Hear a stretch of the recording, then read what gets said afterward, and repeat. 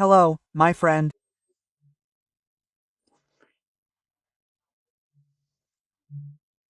Our meeting this Monday, September 15th, in 1944, was the beginning, the baptism of fire, so to speak, of the Brazilian Expeditionary Force, a contingent that was incorporated into Task Force 45, as it was called, with American soldiers and had already operated before, but not at the front.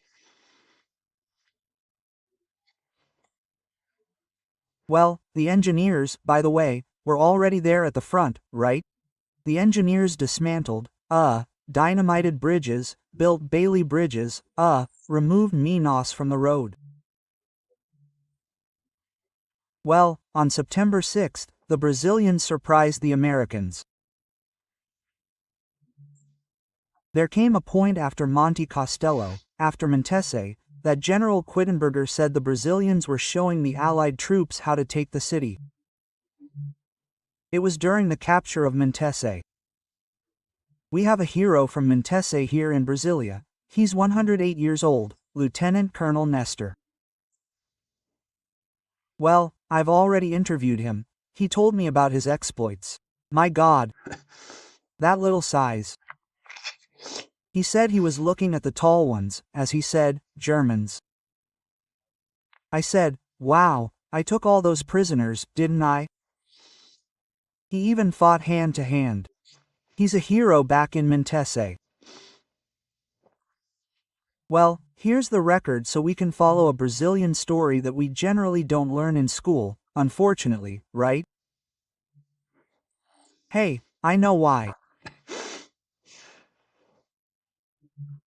Remember to subscribe and at the end, like or dislike it. Let's get to today's topics.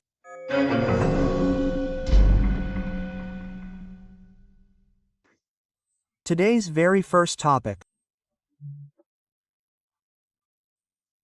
I was shocked when I learned around noon that the bald guy from the INSS, who had confirmed his testimony to the Joint Parliamentary Commission of Inquiry this morning, arrived around noon. No, I'm not going anymore. Oops. And so the thing is more serious than you imagine. It's bigger than you imagine. The scandal is bigger. I think there's something there, right? Because they want to hide more than Lava Jato.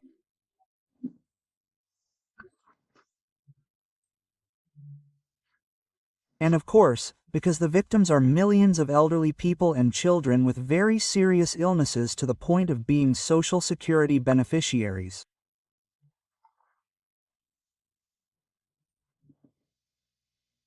People, there's a lot thing there.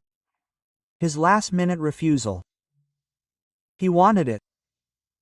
The reporting minister, Minister Andre Mendonça, had made it easier. Look, if he wants to testify, he will testify. If he doesn't want to testify, he won't testify, right? Because they went in with a sleight of hand, I don't know what. His lawyer was surprised. The Parliamentary Commission of Inquiry was surprised. What's up? Another mystery, another one, right? Because the first mystery, a jurist told me today, I didn't find any reason for it to be in the Supreme Court and not in the first instance, which is the natural court.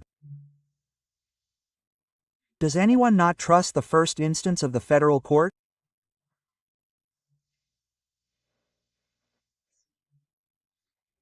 But the draw showed Andre Mendonça, who is trustworthy in the Supreme Court, right? And it comes from a case that had been dragging on, with no arrests, it was dragging on. It was gigantic, wasn't it? 6 billion embezzled, 2,300,000, if I'm not mistaken, or 3,200,000.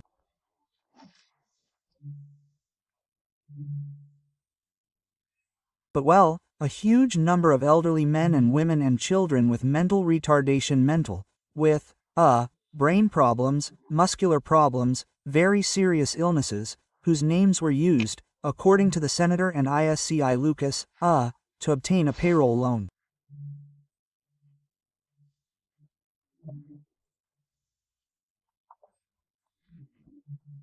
And we saw the Bentleys and Ferraris, the cars of the prisoners, the two prisoners, the mansion.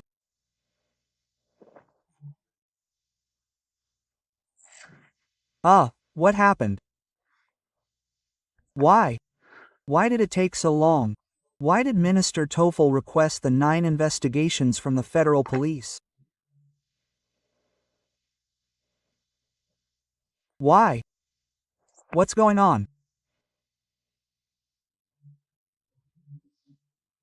It's so big that they obviously need to hide the bald INSS guy, Antonio Carlos Camilo Antunes, who I see as a new Marcos Valerio there, right? Also bald.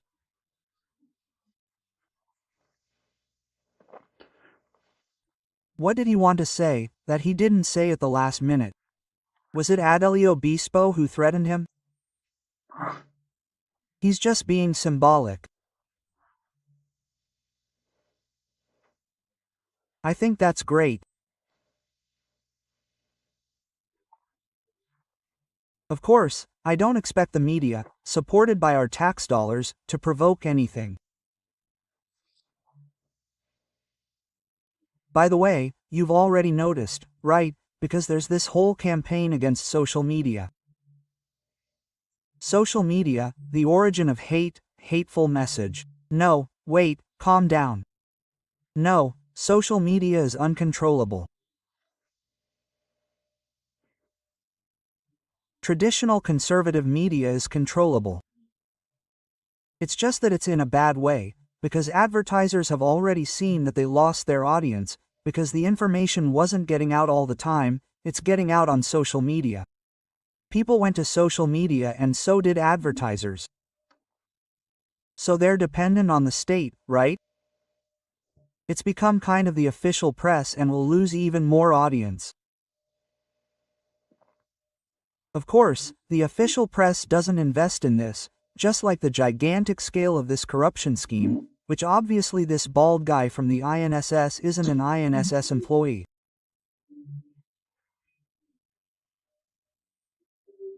He has counterparts within the government, within the Brazilian state. Obviously. Well, by the way, look, it's in the hate on social media, right?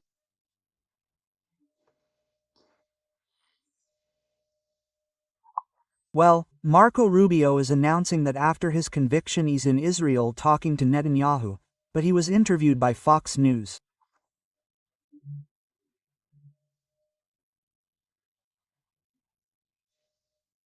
And then they asked, look, that trial there was a vote that dismantled everything, which was narrative and not proof, right? And that can only be very much motivated by hate that they attribute it to social media, because a conviction must be based on evidence.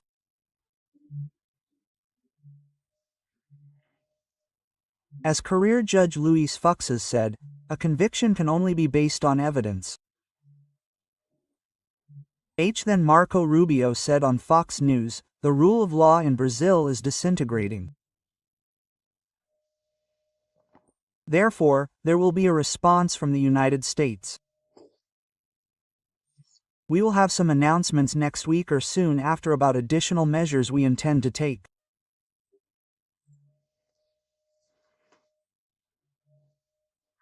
By the way, next week is the UN General Assembly, from the 22nd to the 26th.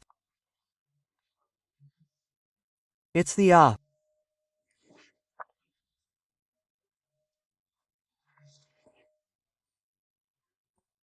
And the tradition is that the President of Brazil opens the assembly with a speech, because the first president of the UN General Assembly was a Brazilian, Osvaldo Aranha, right, in whose session the State of Israel was created, right, under whose presidency.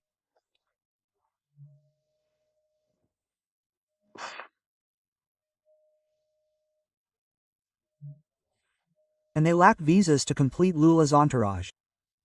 And the Itamaraty says they haven't yet received the visas, in addition to those of those who went last year to accompany Lula. We'll see what can happen. Just to conclude, Moraes ordered the dismissal of the criminal complaint against Senator Marcos Duval. This is a proposal from the Attorney General's office. It was a lawyer who reported the senator for claiming that the Supreme Court is carrying out a coup d'état against democracy. Poor lawyer, the Attorney General himself said the lawyer doesn't know he should forward this to the federal police or the public prosecutor's office, not the Supreme Court. And I think the lawyer is also somewhat illiterate. He either hasn't or hasn't read the Constitution. Article 53 states that deputies and senators are, and cannot be criminalized. They are not liable, civilly or criminally, for any words.